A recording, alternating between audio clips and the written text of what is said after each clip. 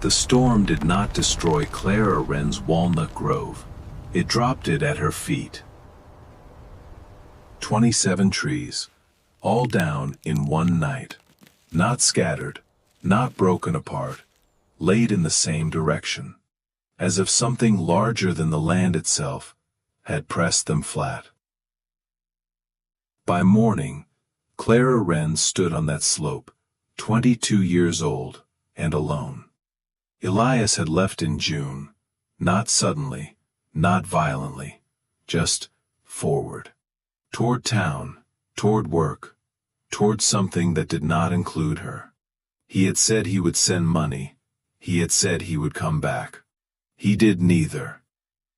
By August, Clara had stopped waiting.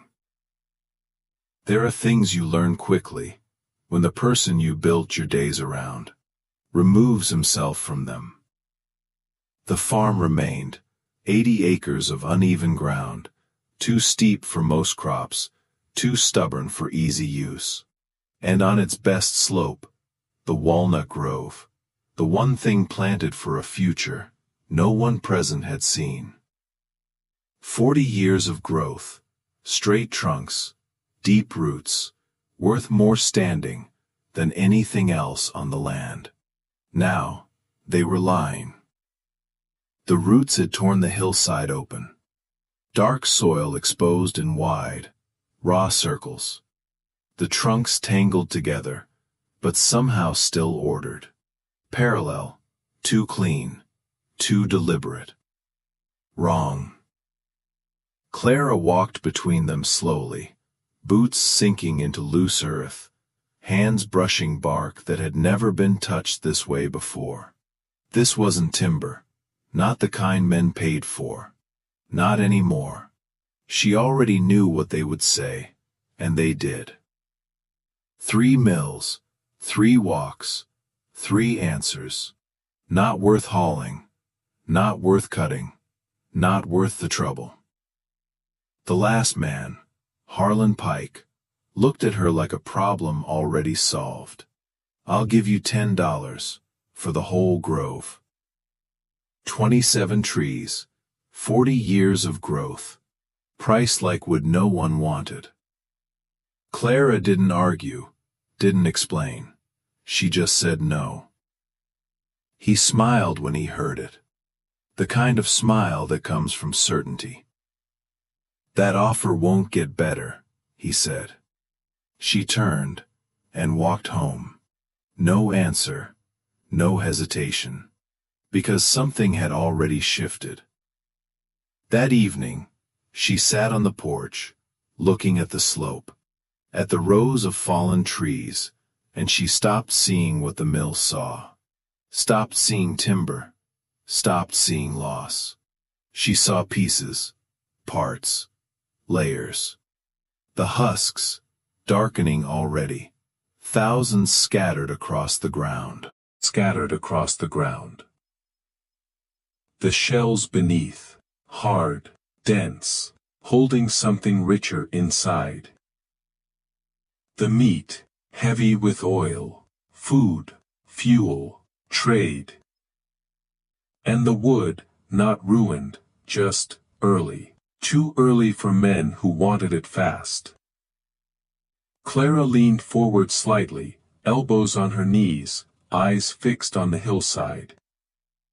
27 trees, not one thing, many things. She didn't need to sell them, not all at once, not for someone else's price. She could take them apart, slowly, in the way the land allowed, use everything, waste nothing, let time do what men refuse to wait for. Clara stood. The decision already made. She walked down the slope again, not toward the trunks, not yet, toward the ground between them.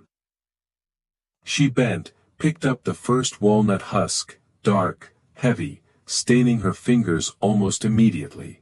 The color spread across her skin, deep, permanent, unchanging. She didn't wipe it away, didn't try. She reached for another, and another, filling her apron, working without hurry, because the grove wasn't gone. It had only changed shape. And whatever it was worth, she would be the one to decide it. By the third day, the stain on Clara's hands had set. Not dark, like dirt, not loose like soil, fixed. It settled into the lines of her skin, into the creases of her fingers, into places that did not wash clean. She noticed it once, briefly, then stopped noticing it at all. Because the work had already taken over. She moved across the slope in rows, not randomly, not wandering. System. That was the difference. The difference between gathering and working. She marked the ground in her head, top edge of the grove first, then down the slope, one pass at a time. Every husk she could see, every one she could feel underfoot, every one hidden beneath grass and leaves. She wore gloves after the first morning. Leather, thick enough to take the stain. Not thick enough to stop it. The color came through anyway, seeping, settling, claiming the work. By evening, her apron hung heavy. The weight of it pulling at her shoulders. Hundreds of husks, she carried them to the barn, dunked them into baskets, then went back out again. No rush, no wasted motion, just repetition, because she had already seen it, what others hadn't. Value, not in the tree, but in everything it carried. Miriam Bell came on the 6th day. Clara heard her before she saw her, wagon wheels moving slow across dry ground. She didn't stop working, didn't look up, just filled another basket. You're gathering them all. The voice carried easily, older, steady, curious. Clara straightened slowly, turned. Miriam stood at the edge of the grove, looking past the fallen trunks, not at the wood, at the ground, at the husks. Thousands of them. Yes, Clara said. Miriam stepped forward, bent slightly, picked one up. Turned it in her fingers, examining the color. The weight. Then she smiled, not wide, not amused, certain. How much do you want for them? Clara didn't answer right away. She watched Miriam instead. You tell me what they're worth, she said. Miriam nodded once. Fair, that was fair. 2 cents a pound, she said. Clara didn't react. Didn't need to. She had already done the math. In instinct, in weight. More than the mills, more than the offer. I'll gather them all, Clara said. Miriam's smile deepened slightly. Good, she said. Because I'll take them all. That night, Clara worked longer. Past the light, past the point where most would have stopped. Because now, it wasn't just possibility. It was proof. By the end of the 2nd week, the baskets filled the barn, stacked along the walls. Dark, heavy, waiting. 600 pounds, measured, counted. Miriam paid in cash. Folded bills, worn from use, placed directly in Clara's hand. No argument, no hesitation. Because value, once seen, does not need to be explained. But Miriam gave her something else. Not money. Knowledge. The husk isn't the end, she said. It's the beginning. She showed her how to boil them.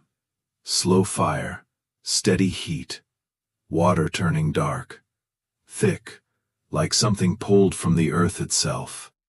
Dye, color that stayed, that did not fade.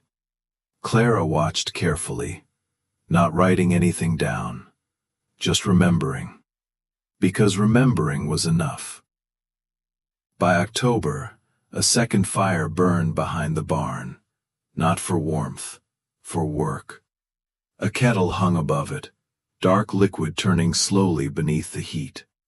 Clara stood beside it, hands already marked, watching something new take shape. The grove had given her more than one thing. More than wood. More than what anyone had offered. and she hadn't even touched the trees yet. She looked out across the slope, at the fallen trunks, at everything still waiting, and understood this was not loss, not even close. It was work, spread out over time, and she had only just begun. By the time the first frost settled into the grass, Clara had stopped thinking of the grove as fallen. Nothing about it felt finished. Nothing about it felt lost. It felt unfinished. The husks had been the first layer, the easiest to see, the quickest to turn into something useful. The next layer was harder, slower, and quieter, the nuts themselves. They lay everywhere once the husks were stripped away, small, dense, almost unnoticed against the dirt. Clara gathered them in baskets the same way she had the husks, but this time, she brought them to the porch. That was where the work changed. From gathering to endurance. The first one she struck, shattered completely, shell fragments scattered across the boards, the meat crushed into something unusable. The second, no better. The third, the same. She adjusted, changed the angle, changed the force. Watched how the shell broke, where it resisted, where it gave.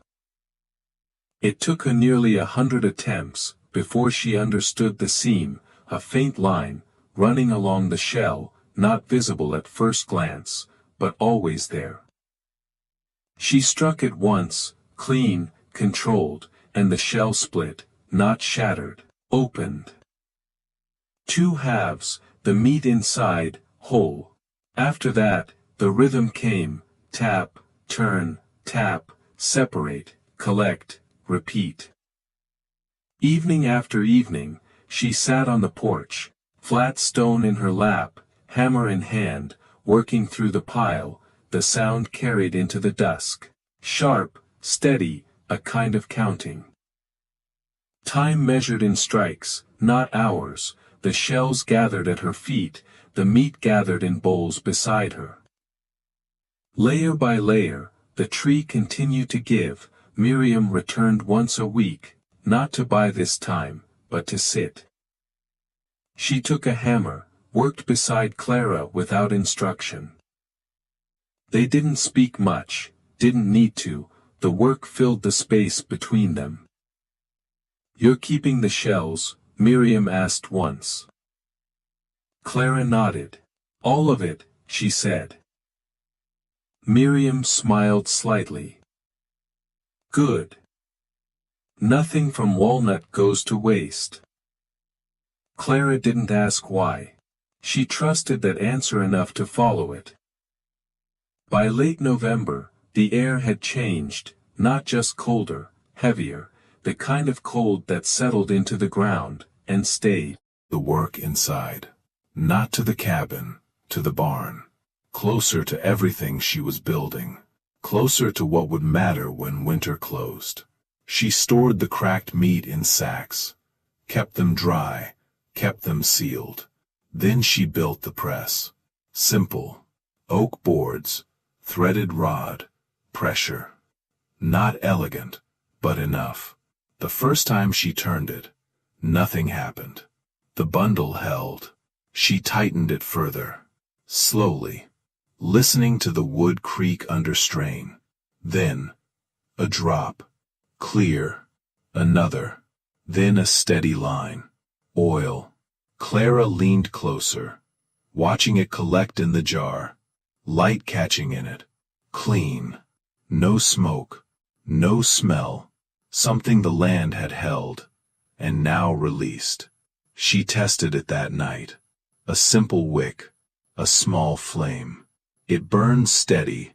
Didn't flicker. Didn't choke the air. Better than what most people bought in town. And it came from trees no one wanted. The shells came next. Crushed under stone. Broken into coarse grit. Another man came for those. Not from the mills. From a workshop. He didn't look at the logs, didn't care about the trunks. He ran the grit through his fingers, nodded once. "Good," he said, paid without bargaining.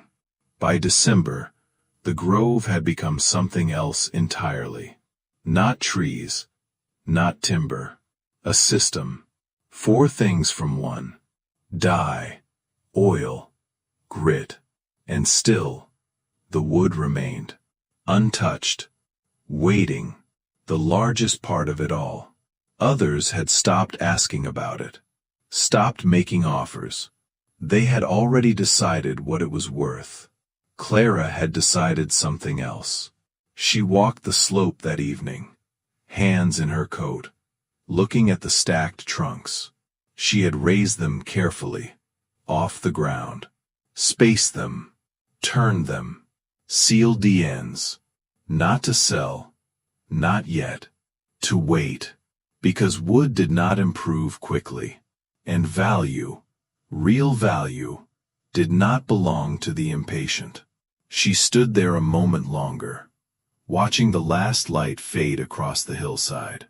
27 trees, still giving, still unfinished, still becoming something more than what they had been.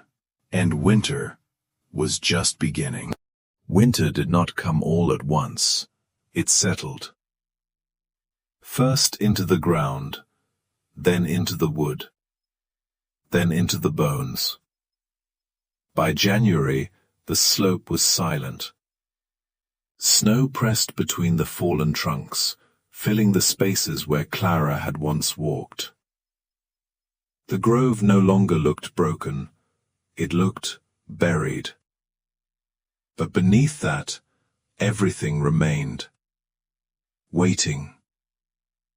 Clara worked through it. Not against the winter, with it. The dye fire burned low and steady behind the barn, a dark kettle turning slowly above coals. No wasted heat. Inside, the oil lamps burned clean. No smoke, no smell. A quiet light that did not announce itself. The shells continued to leave, sacks carried out, traded, sold, exchanged. Not in large sums, not in sudden gain, but in steady return. Enough to hold, enough to continue. Enough. And still, the logs remained. Others had forgotten them, or dismissed them, or decided they had already been judged. Clara had not. She walked the slope every few days. Not to move them, not to cut. To check. To turn. To watch. The bark began to loosen, peeling back in thin, dry strips. The surface hardening. She pressed her thumb into the end grain once, early in the winter. It left a mark. She did not touch it again, not until it was ready, because forcing it would ruin it. And she had already seen what impatience did. By the second winter, the logs had changed. Not in shape, not in size. In feel. Drier, heavier in a different way. Less alive, more finished. A man came that spring. Not from a mill, from a workshop. Asa Crowell, a furniture maker. The kind of man who worked wood slowly and knew the difference between something cut and something prepared. He walked the slope in silence, hands behind his back, not rushing. He stopped at one of the larger trunks, knelt, pressed his thumb into the end grain. Nothing. No dent, no give. He stayed there a moment longer, then ran his hand along the length of it, feeling the surface. "This has been drying," he said.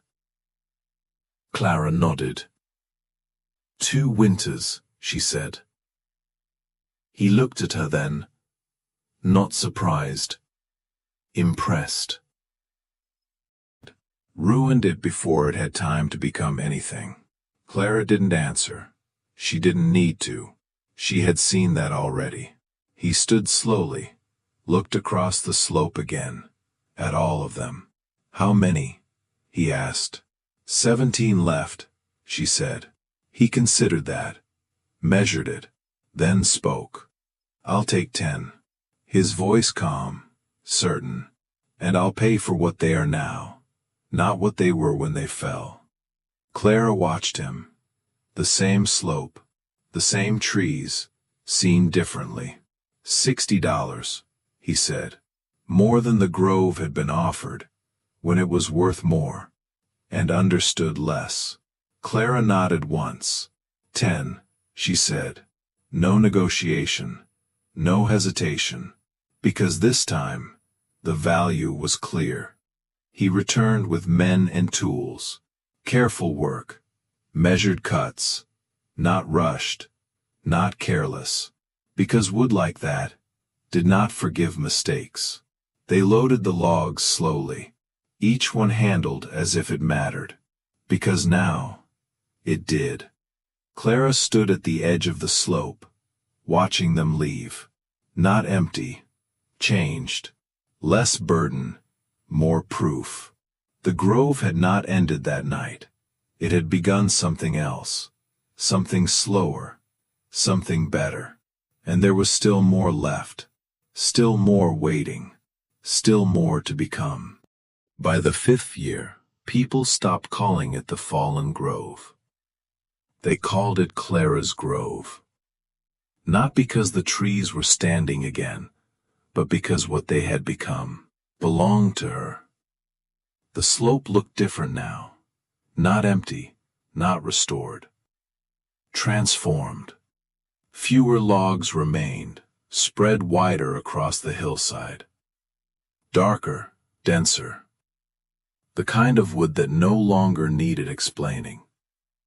The kind men came to see for themselves. They came quietly, not like before, not with easy answers or quick offers. They walked the slope the way Asa had, slow, careful. Hands against the grain, testing without speaking, listening with their fingers. One of them said it first, cathedral grade. The words stayed in the air, not challenged, not corrected, accepted. Another man asked what she wanted for them. Not what they were worth, what she would accept. Clara gave her price. Not high, not low. Exact. He nodded. No bargaining, no delay. Because now, he understood what he was looking at. They all did. The same men, or men like them, who had once said the grove was finished. Who had once priced it like waste. Who had once smiled when she refused. They did not smile now. Not that way. Something else had taken its place. Respect. Quiet. Earned. Clara sold some. Not all. Never all. She kept 6 logs. The best of them. The ones that had taken the longest to change. She let them sit. Another year. Then another.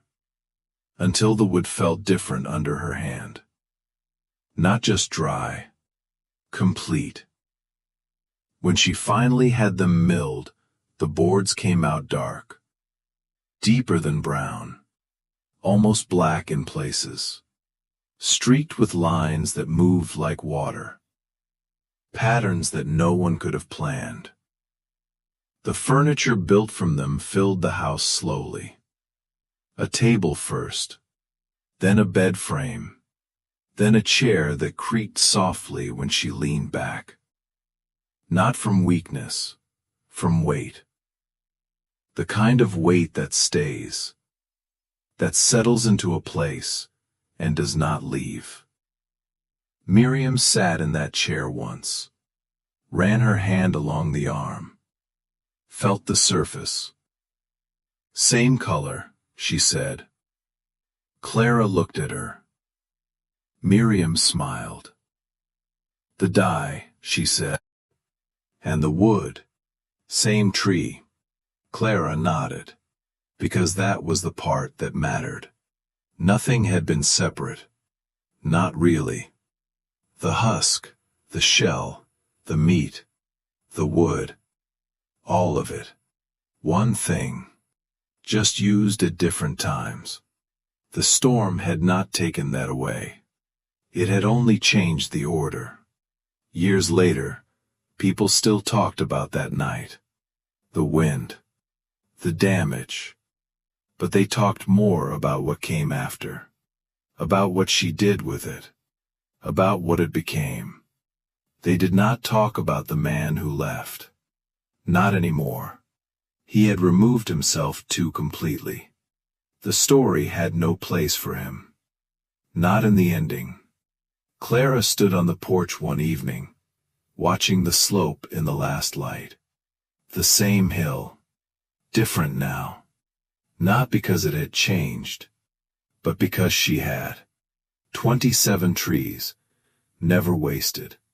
Never lost. Just understood. Some people wait for value to appear. Others learn how to see it. Clara Wren had done that. And in doing it, she had turned what everyone else had already given up into something that lasted longer than the trees ever would.